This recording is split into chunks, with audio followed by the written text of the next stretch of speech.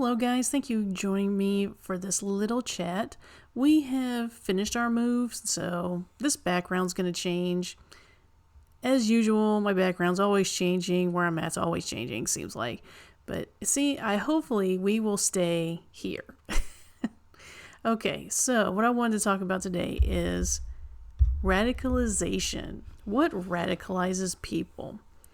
And what got me on this was basically, I was watching this video by Blair White covering the gaslighting that the government's doing over the Epstein list. Okay, I don't know about you, but I didn't expect them to release this thing in any kind of serious way. It's just like every other secret that they have. If they tell you, then, they're afraid people are going to go up in arms, or they just don't want to tell you yet, or whatever excuse that they have, they always have an excuse to not tell us things. Until way later, and then we see almost every conspiracy theory that was a part of that was true. So that's what I'm expecting. Way later, we're going to see some portion of this list or something, and then everybody can say, okay, yeah, no, I knew it, right? So, understandably, Blair is upset about what the government's doing, the attempt it's having to make people just not talk about it, forget it's a thing, don't even, we have more important things to think about, which is just like classic government. There's just more important things to think about. Don't think about that thing that we talked about before was going to give you. No. It really doesn't exist. Okay.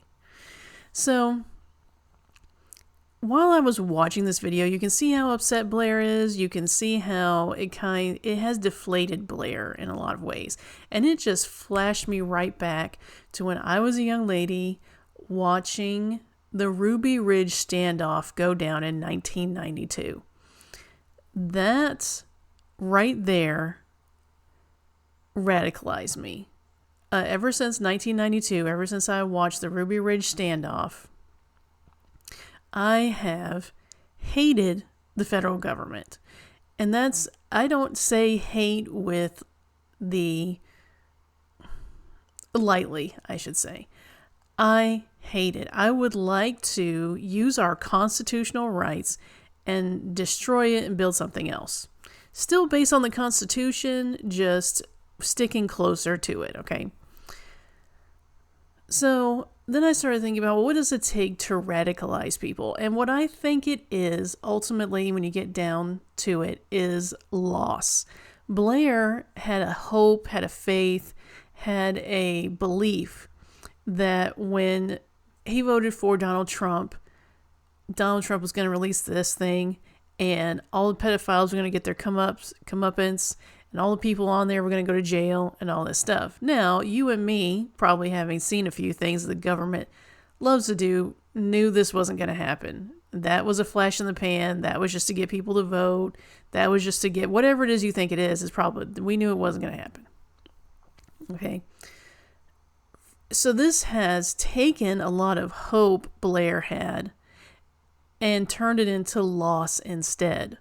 So Blair has lost the hope and the faith and the whatever, however you want to put it, basically, that this government would be a different government because he voted for this guy. Okay. For me, when I was younger, I could see that the government didn't work the way it was supposed to, right? I mean, you can see that if you pay attention at all.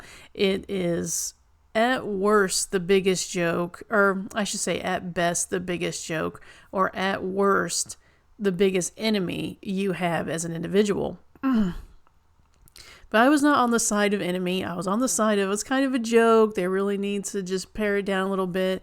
Maybe give people some better training. I don't know, but something along those lines, and we'll be doing better. As soon as I saw that Ruby Ridge standoff, as soon as I saw that mother with a baby in her hands get killed by a sniper, and I don't know how many of you have ever used a sniper rifle, but there is no way you can mistake what you are shooting through a sniper rifle in that clear of a situation. Okay, that man saw that woman standing with a baby in her hand and killed her. All right. There was no, in my mind, there's no way that he didn't know what he was doing at the time when he did it. She was standing in a clearing at their house in their doorway with the baby in her hands. If when you look through a sniper rifle, you can see very clearly what you are shooting at. He did it on purpose, perhaps with malice, that I can't say, but I just believe that, okay? So I was radicalized from there because I lost the hope that they were just incompetent.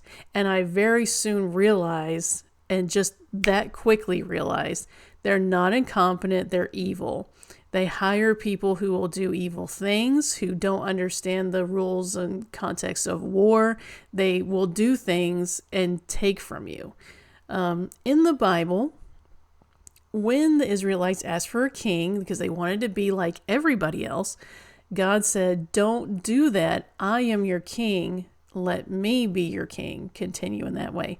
No, we want a king. He said, "Okay, but if you get a king, what they're going to do is take your daughters and they're going to take them to their castles to bake bread. And they're going to take your sons and they're going to put them in their military and they're going to fight and die for that government."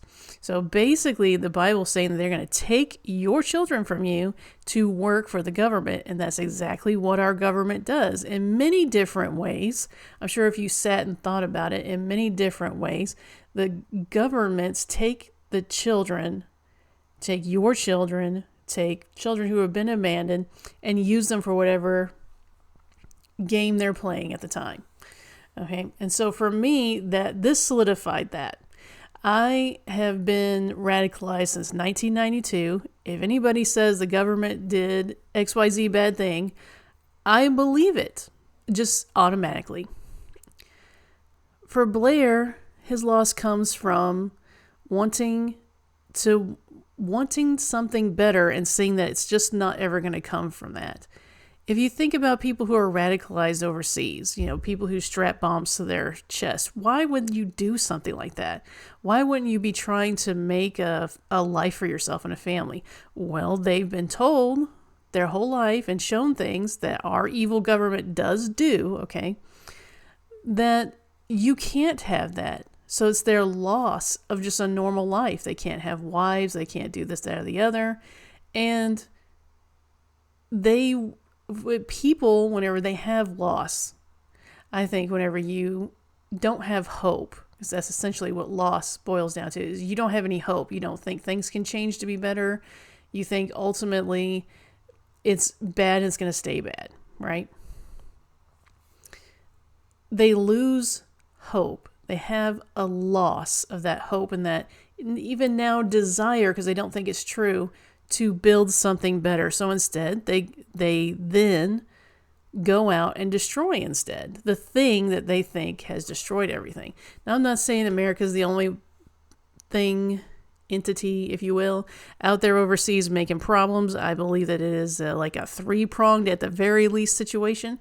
But these people who are probably may not have ever thought of that way experienced a major loss in the idea of my religion I won't be able to do. I won't be able to have a wife and a family. I won't be able to do this, that, and the other. It's a major loss. And so they become radicalized against the thing that they're pointed at to go towards. So what do you guys think? Do you think that loss is the catalyst to radicalization? It was for me. Was it for you? Do you have any sort of, I don't know, how do I say this? Do you have a story that you'd be willing to share? Ultimately, the list is buried now. The government did exactly what they always do. Promise, promise, promise, and do whatever they want. And like I said, my loss came from the shattering of the way I believed our government actually ran.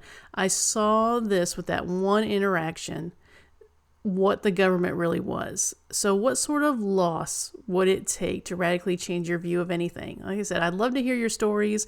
I'd love to know if you think that it's, going to be okay and we should try anyway and we should keep going.